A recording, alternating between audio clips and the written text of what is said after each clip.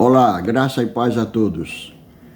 Eu aqui novamente, agora o segundo vídeo, que é a continuação, falando sobre o Israel de Deus nestes últimos dias. Para conhecer a história de Israel, como eu disse, o Israel antigo, os descendentes de Abraão, a Bíblia.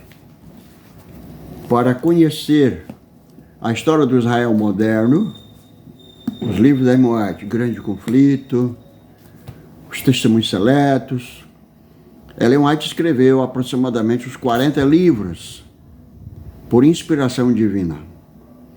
Os livros que ela escreveu, esses livros não substituem a Bíblia. É apenas uma luz menor que nos guia à luz maior. Porque nós conhecemos o verdadeiro profeta quando ele exalta a Bíblia, exalta Jesus, exalta a lei de Deus. O profeta verdadeiro, como disse Isaías capítulo 8, verso 20, a lei e ao testemunho. Se eles não falarem segundo estas palavras, nunca verão a alva. Então Ellen White falou tudo de acordo com a lei e os testemunhos. E o testemunho, Apocalipse 19, verso 10, o testemunho de Jesus é o espírito de profecia. E o espírito de profecia não terminou com João, na ilha de Pátmos. O dom de profecia continua na igreja de Deus. Deus restaurou o dom profético em 1844, na pessoa de Ellen White. Então, se esses livros foram escritos, para o nosso ensino foi escrito. Porque Amós, capítulo 3, o verso 7, disse que Deus não faz nada sem revelar os seus segredos aos seus servos, os profetas. Como também disse o sábio Salomão, Provérbios 29, 18, não havendo profecia, o povo se corrompe.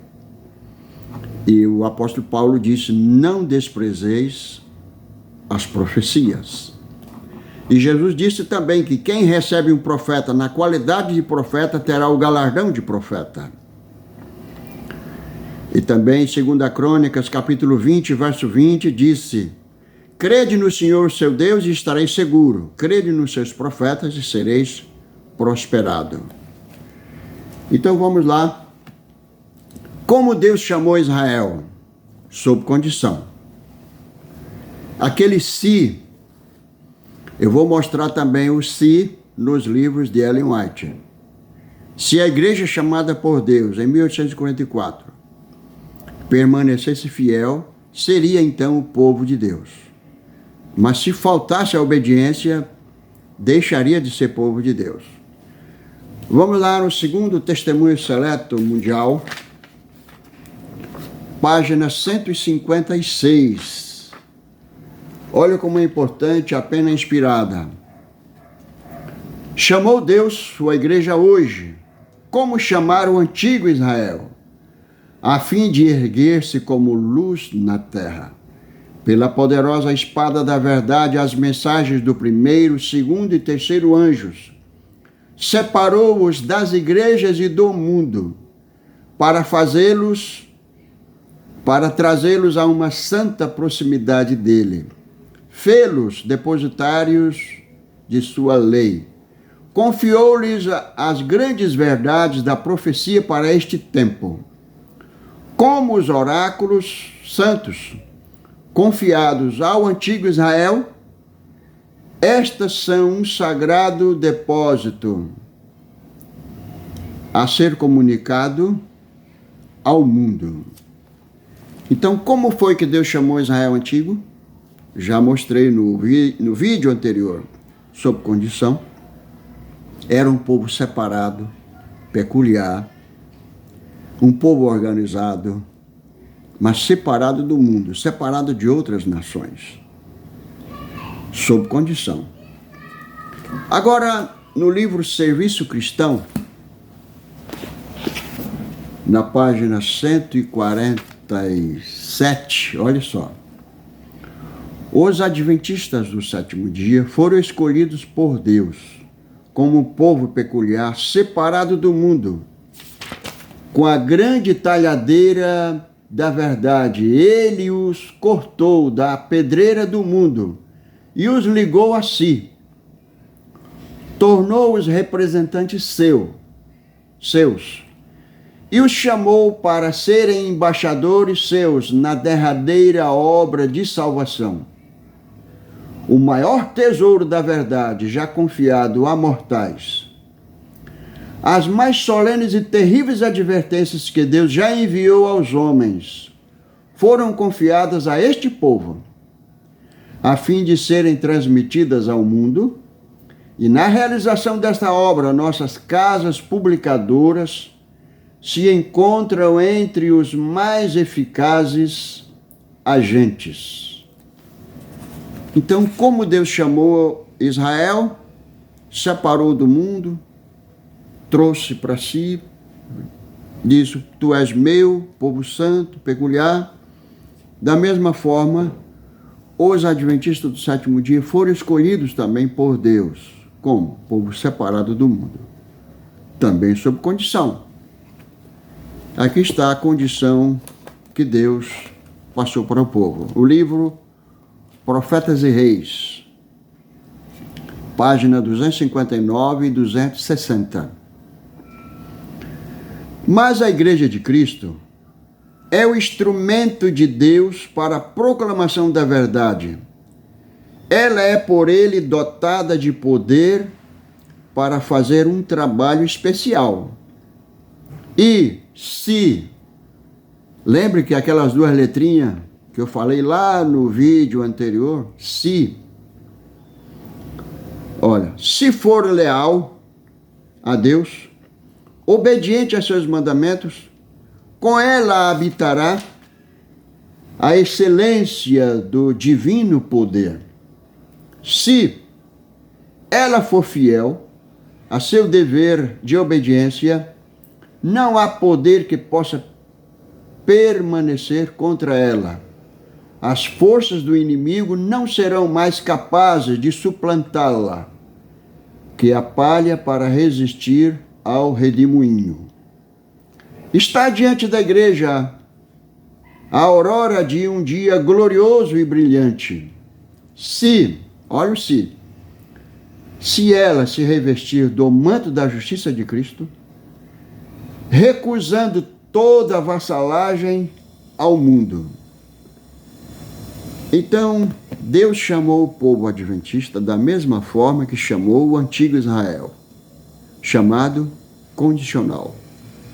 Se a igreja permanecesse fiel, obedecendo aos mandamentos de Deus, então nada prevaleceria contra ela.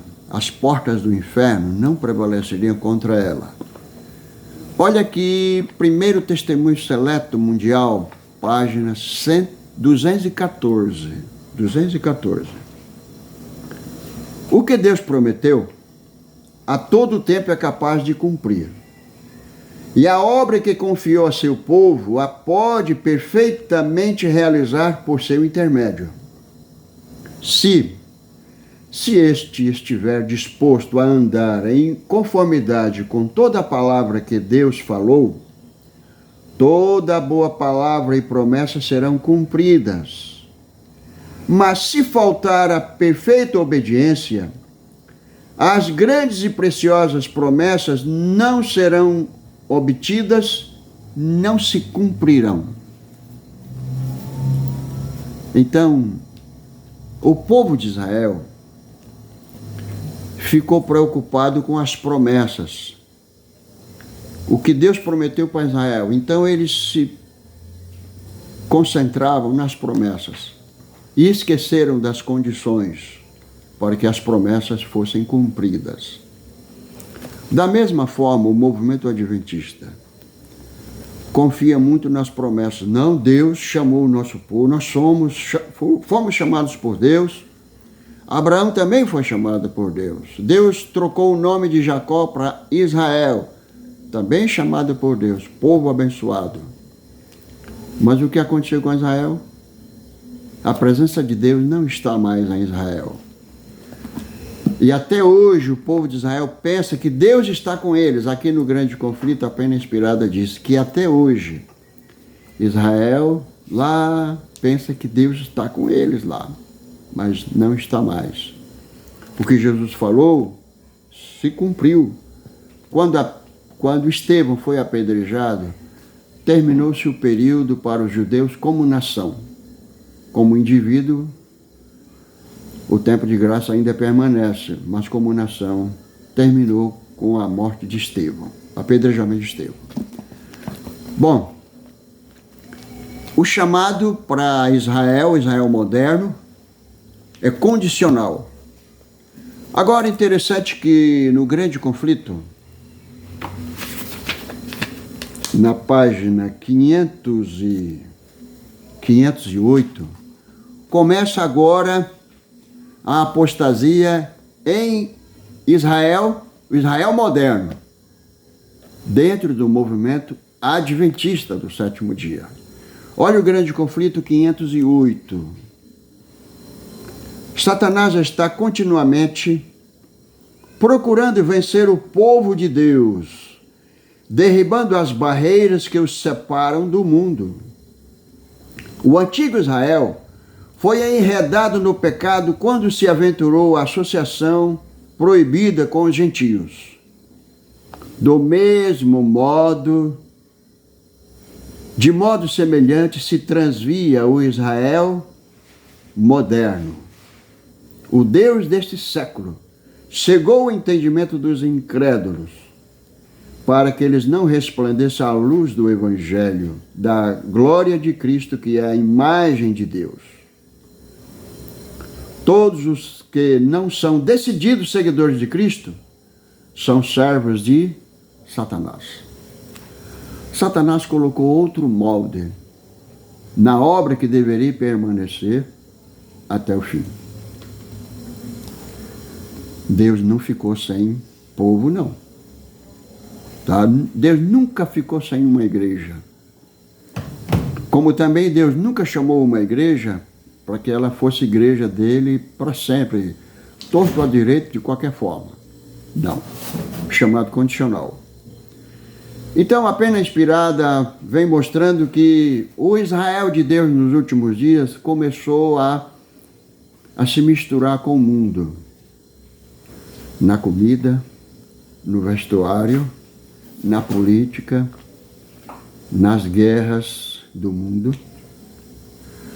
Porque na profecia de Isaías capítulo 2, o versículo 4, na profecia diz que nos últimos dias o remanescente não se envolveria com guerra. Pegaria os armamentos de guerra, que é espada, lanças, transformaria isso em ferramentas de trabalho. Ferramenta de trabalho, uma foice, um machado, tá? Para trabalho de roça, tá? E disse, não mais aprenderão a guerrear. Tá lá. É profecia para o povo remanescente, o povo dos últimos dias, o povo de Deus, o povo que vai receber a chuva serôdia, o povo que vai entrar no céu, vai entrar na Canaã celestial, que é um remanescente. Então, do mesmo modo se transvia o Israel moderno. Satanás fez tudo para que a barreira fosse baixinha, para que o mundo pudesse pular por um lado e pular para o outro, tá? Agora, no livro falando sobre a vinha, aquela parábola lá da vinha que Jesus passou para o povo judeu, para que o povo entendesse, tá? Caísse na real. Essa profecia também está aqui no segundo Testemunho Seleto Mundial, página 80, página 81. Olha só. O Senhor plantou sua igreja como uma vinha em campo fértil. Com o mais terno cuidado, ele a cultivou, para que produzisse frutos de justiça. Sua linguagem é: quem mais poderia fazer a minha vinha que eu lhe não tenha feito? Mas essa vinha plantada por Deus inclinou-se para a terra. Prendeu suas gavinhas em volta de suportes humanos. Seus ramos se estendem por toda parte, mas produz fruto de uma videira degenerada. O Senhor da vinha declara: esperando eu que desse uvas, veio produzir uvas bravas. Bom, a história repete. A história repete. E o Israel moderno recebeu a admoestação mais admoestação, tá? Está aqui na página 16 desse livro também. Olha, a igreja tem recebido advertência umas após outras. Os deveres que tem, os perigos que corre o povo de Deus foram claramente expostos. Entretanto, o elemento mundano está nela agindo fortemente. Costumes, práticas e modas que tendem a desviar a alma de Deus há anos, que tem estado lançando raízes a despeito das advertências e exortações do divino, do Espírito Divino. Então, lá vai ter comida preste pra mim, atenção. né? Preste atenção, na página 50, na página 53, olha. Eventos finais 53. Quando uma igreja demonstra ser infiel à palavra do Senhor, seja qual for sua posição, e por mais elevada e sagrada que seja a sua vocação, o Senhor não pode mais cooperar com eles. Outras pessoas são então escolhidas para assumir importantes responsabilidades. No entanto, se estes, por sua vez, não purificarem a vida de toda má ação, se não estabelecerem puros e santos princípios em todos os aspectos da vida, o Senhor os afligirá e humilhará dolorosamente e, a não ser que se arrependam, os removerá da sua posição que ocupam, tornando-os opróbrio, um opróbrio. Então aqui diz que Deus nunca ficou sem uma igreja. Olha, o Senhor sempre tem um povo escolhido para servi-lo. Quando o povo judeu rejeitou o príncipe da vida, a Cristo, o príncipe da vida, ele retirou-lhes o reino de Deus e entregou aos gentios. Deus continuará lidando com cada ramo de sua obra de acordo com esse princípio. Então, eventos finais. No livro Eventos Finais, a irmã White já disse claramente, tá, o que estava acontecendo, certo? Que Deus não ia ficar sem igreja. Ele escolheu o remanescente de Israel e formou a igreja cristã. Aí a igreja cristã apostatou, pegou o remanescente, as igrejas reformadas. Depois escolheu o movimento adventista. De 50 mil que estavam esperando Jesus voltar, 11 pessoas apenas permaneceram firmes depois da decepção de 44. Com esses 11, forma-se o movimento adventista.